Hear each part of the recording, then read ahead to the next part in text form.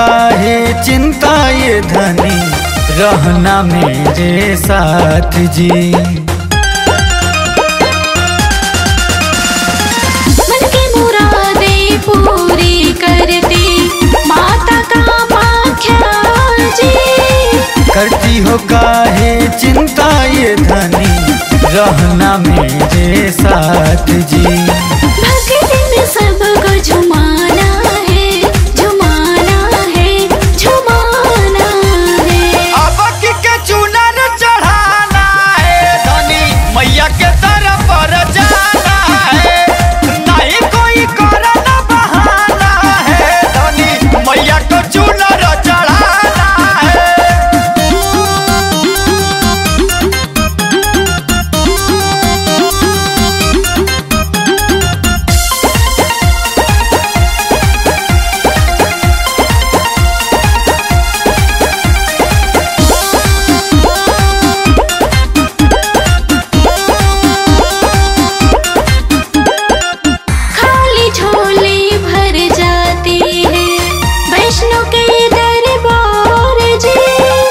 बरसाती है कृपा ये मैया, सुखी रहे परिवार जी।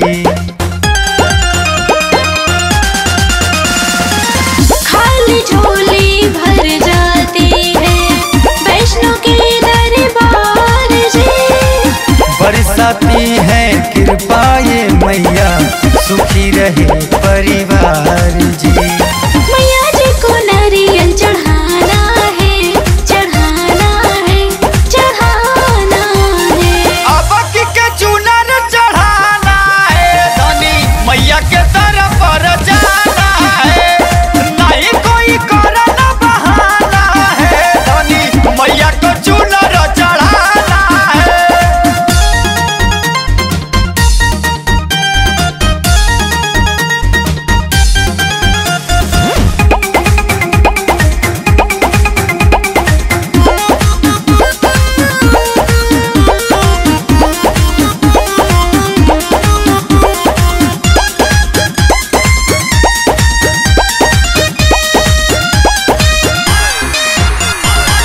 सुर सरगम को सजाती मैया, मैहर की माँ शारदा जी। बिछड़ को पल भर में मिलाती मैया विंध्यवासिनी। सुर सरगम को सजाती मैया, मैहर की माँ शारदा जी। बिछड़ को पल भर में मिलाती मैया विंध्यवासिनी। मैया जी की ज्योति जलाना है, जलाना है, जलाना है। अब के चुनर चढ़ाना है धनी, मैया के तरफ पर जाना है।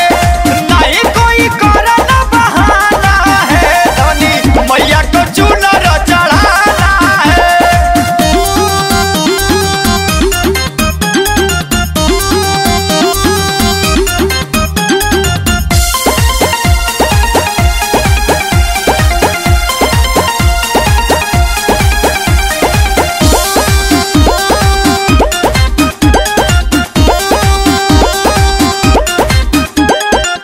कलकत्ता की काली मैया, पावन है तेरा धाम जी।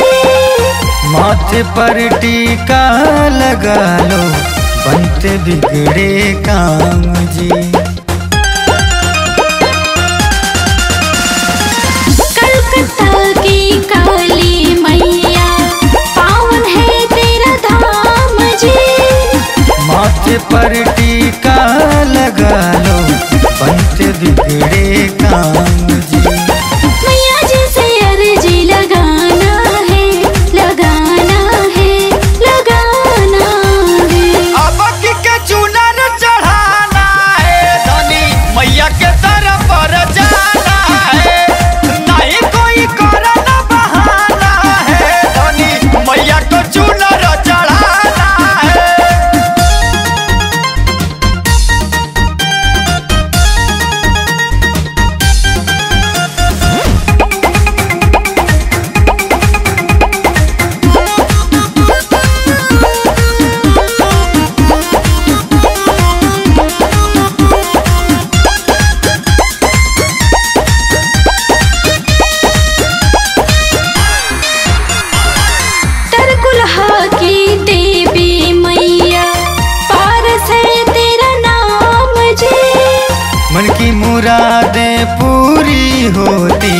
आकर दैया धाम जी।